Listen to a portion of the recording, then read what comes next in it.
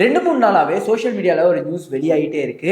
அது என்ன அப்படின்னு பார்த்தீங்கன்னா, சூர்யா அவர்களும், கார்த்தி அவர்களும் சேர்ந்து நடிக்க போறாங்க. அதுவும் ஒரே ஃப்ரேம்ல ஆப்போசிட்ல அப்படிங்கிற நியூஸ் தான்.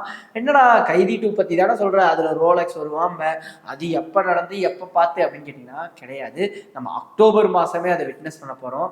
அப்படி என்னடா படம், எந்த நியூஸ்டா அப்படின்னு கேட்டீங்கன்னா, எஸ், கங்குவா படத்துல கார்த்தி அவர்கள் ஒரு சின்ன கேமியோ பண்ணியிருக்காரு. எப்படி வந்து விக்ரம் படத்துல கடைசியா அந்த ரோலக்ஸ் கேரக்டர் வருமோ அது மாதிரி இந்த கங்குவா படத்துல வந்து கார்த்தி அவர்களுடைய கேரக்டர் வருதாமா. அவர் வந்து இந்த படத்துல ஒரு 10ல இருந்து 15 நிமிஷம் வர மாதிரி ஒரு சீக்வன்ஸ் பண்ணியிருக்காருமா. அதுக்கான ஷூட் இப்போ ப்ராக்ரஸ் போயிட்டு இருக்கு அப்படின்னாங்க. அண்ட் இந்த கங்குவா படத்துல அவருடைய ரோல் எந்த மாதிரி இருக்குங்கிறதா இப்ப டாக்ல போயிட்டு இருக்கு. ஏன்னா இந்த படம் பொறுத்த வரைக்கும் பிரசன்ட்ல அண்ட் பாஸ்ட்ல நடக்கிற மாதிரி இருக்கு. பாஸ்ட்ல இருக்கிற அந்த கேரக்டர் கூட கார்த்தி அவர்களுடைய கேரக்டர் ஆப்போசிட்ல நிக்க போதா, இல்ல பிரசன்ட்ல நடக்கிற கேரக்டருக்கு ஆப்போசிட்டா கார்த்தி அவர்களோட கேரக்டர் இருக்க போதாங்கிறதா இப்ப கொஸ்டின் மார்க்கே. ஆல்ரெடி வந்து ஞானவேல் ராஜா அவர்கள் வந்து பேட்டியில சொல்லும் போது 2025 எண்ட்லயோ இல்ல 2026லயோ கங்குவா செகண்ட் பார்ட்டுக்கான ஷூட்டிங் வந்து ஸ்டார்ட் ஆயிரும், அதெல்லாம் இப்பயே நாங்க பிளான் பண்ணிட்டோம் அப்படின்னு சொல்லியிருந்தாங்க. ஆல்ரெடி இந்த படத்தோட செகண்ட் பார்ட்டுக்கான லீட் எல்லாம் எடுத்தாச்சுன்னு சொல்லியிருந்தாலுமே எகைன் இப்ப இந்த படத்துக்கான லீடு, செகண்ட் பார்ட்டுக்கான லீடை வந்து ஷூட் பண்ணியிருக்காங்க. இதுல கார்த்தி அவர்கள் கலந்துருக்காரு. அது மட்டும் கிடையாது, இவர் மட்டும் தனியாகவும் ஒரு சீக்வன்ஸ் அவரை வச்சு ஷூட் பண்ணியிருக்காங்க. கார்த்தி சூர்யா அவர்களுடைய ஃபேஸ் ஆஃப் மட்டும் இல்லாம அவருடைய தனியான ஷூட்டும் நடந்திருக்கு. ஸோ மினிமமா நம்ம ஒரு 10 மினிட்ஸ் ஆகுது வந்து கார்த்தி அவர்களுடைய கேமியோவை எதிர்பார்க்கலாம். எல்லாருமே வந்து ஆல்ரெடி கைதி 2க்கு வெயிட் பண்ணிட்டு இருந்த காரணம் இவங்க 2 பேர் ஃபேஸ் ஆஃப், அதாவது அண்ணன் தம்பியோட ஃபேஸ் ஆஃப் எப்படி இருக்குன்னு பார்க்க தான். அண்ட் இந்த படம் கங்குவா படம் பொறுத்த வரைக்கும் ப்ரோட்டகனிஸ்டா சூர்யாவும் ஆன்டகனிஸ்டா கார்த்தி அவர்களும் வரப்போறாங்க. வேற இஸ் கைதி 2ல ப்ரோட்டகனிஸ்டா கார்த்தி அவர்களும் ஆன்டகனிஸ்டா வந்து சூர்யா அவர்களும் வரப்போறாங்க. ஸோ 2 ஆப்போசிட்ஸை தான் நம்ம இவங்க 2 பேர் கிட்ட இருந்து பார்க்க போறோம். ஏன்னா சூர்யா அவர்களுக்கும் கார்த்தி அவர்களுக்கும் அவங்களோட பாண்ட் வந்து ரொம்ப நல்லா இருக்கும். எப்பவுமே அந்த ஸ்டேஜ்லயா இருக்கட்டும் இல்ல மற்ற இடங்கள்லயா இருக்கட்டும், அவங்க 2 பேர் பேசிக்கிறது ஏதோ ரியலாவே அண்ணன் தம்பிங்க உட்காந்து பேசிக்கிற மாதிரி ஒரு இருக்கும். அதாவது ஃபேக்கா தெரியாது, நிறைய விஷயங்கள் ஒரிஜினலா இருக்கிற மாதிரி இருக்கும். ஸோ அதை வந்து நம்ம ஸ்கிரீன்ல அவங்க எந்த மாதிரி அவங்களை ப்ரெசென்ட் பண்ண போறாங்கிறதா நம்ம வெயிட் பண்ணி பார்க்கணும். பிகாஸ் 2 பேருமே வெர்சடைல் ஆக்டர்ஸ். அவங்க 2 பேரும் எப்படி ப்ரெசென்ட் பண்ணிக்க போறாங்க, அதை எப்படி சிறுத்தை சிவா அவர்கள் ஹேண்டில் பண்ண போறாருங்கிறதா இப்போ நம்ம வெயிட் பண்ணி பார்க்கணும்.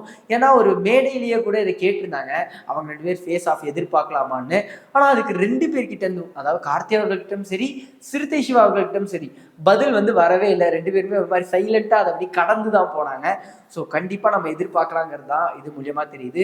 ஸோ எப்படி இருந்தாலும் கங்குவா படம் வந்து எப்படி விக்ரம் படத்துல அந்த கடைசி 10 நிமிஷம் ஃபயர் ஆக்கி வெளியே இருப்பாங்களோ அது மாதிரிதான் கங்குவா படமும் இருக்கும்னு நம்ம எதிர்பார்க்கலாம். அண்ட் இன்னொரு விஷயம், இப்ப தமிழ் சினிமால வந்து அடுத்தடுத்து வந்து எக்ஸ்பெக்ட் பண்ற படங்கள்லாம் வெளியாக போகுது. அதையும் இந்த வீடியோவில் உங்களுக்கு நான் சொல்லணும்னு நினைக்கிறேன். அது என்னெல்லாம் அப்படின்னு பார்த்தீங்கன்னா, சிம்புதேவன் அவர்களுடைய போட் திரைப்படம் ரிலீஸ் ஆகுது. எஸ், போட் திரைப்படம் பொறுத்த வரைக்கும் வந்து எனக்கு அது மேல ஒரு எக்ஸ்பெக்டேஷன் இருக்கு. காரணம் என்னன்னா, Chimbudeven is back on track மாதிரி அவரோட அந்த ஃபன் மோட கேரி பண்ணிட்டு வந்து ஒரு படம் பண்ணியிருப்பாரு. அண்ட் அது வந்து 1945, அதாவது பிஃபோர் இண்டிபெண்டன்ஸ் நடக்கிற மாதிரியான கதை. அண்ட் நம்ம சிம்புதேவன் அவர்களுடைய ஃபில்மோகிராஃபி எடுத்து பார்த்தாலே ஒரு படத்தை தவிர்த்து மற்ற படங்கள் எல்லாமே ரொம்ப என்ஜாய் பண்ற மாதிரியும், காமெடி எல்லாம் மனசுல நிக்கிற மாதிரியும், அஃபென்சிவான காமெடி இல்லாம ரசிக்கிற மாதிரி காமெடியாகவும் அவருடைய படத்துல நம்ம நிறையாவே பார்க்கலாம். ஸோ அந்த ஒரு படத்துக்கான எதிர்பார்ப்பு ஜாஸ்தியாவே இருக்கு.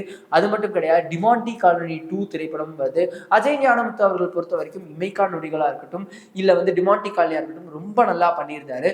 ஸோ அவர் வந்து டிமாண்டி காலனி 2 எடுத்திருக்காரு. ட்ரெய்லருமே ரொம்ப இம்ப்ரெசிவா இருந்தது.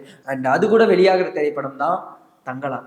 எஸ், தங்கலான் திரைப்படம் பொறுத்த வரைக்கும் பல வருஷ காத்திருப்பு சொல்லலாம். கிட்டத்தட்ட வந்து 2022லயே இந்த படம் அனௌன்ஸ் பண்ணப்பட்டுச்சு. அதுக்கப்புறம் 2 வருடம் கழிச்சு இப்போ இந்த படம் ரிலீஸ் ஆக போகுது. ட்ரெய்லருமே ரொம்ப இம்ப்ரெசிவா இருந்தது. நிறைய விஷயங்கள் இதுல என்ன இருக்க போகுது, எப்படியெல்லாம் ரஞ்சித் அவர்கள் பேச போறாருங்கிற ஒரு எதிர்பார்ப்பு இருந்துட்டு இருக்கு. ஸோ அந்த படமும் வெளியாக போகுது. அண்ட் நாளைக்கு ராயன் திரைப்படம் ரிலீஸ் ஆகுது. தனுஷ் அவர்களுடைய 50வது படம். ட்ரெய்லர் பார்த்துருப்போம். மாணிக்கமா பாஷாவாங்கிற கேள்வியெல்லாம் பலதும் எழுந்துகிட்டே இருக்கு. ஸோ அதையும் நம்ம வெயிட் பண்ணி பார்க்க போறோம். நீங்க இந்த படங்களுக்குலாம் எந்த அளவு எக்ஸைட்டடா இருக்கீங்க, கார்த்தி அவர்களும் சூர்யா அவர்களுடைய ஃபேஸ் ஆஃப் பார்க்கறதுக்கு எந்த அளவு எக்ஸைட்டடா இருக்கீங்க அப்படிங்கறத கமெண்ட்ல சொல்லுங்க.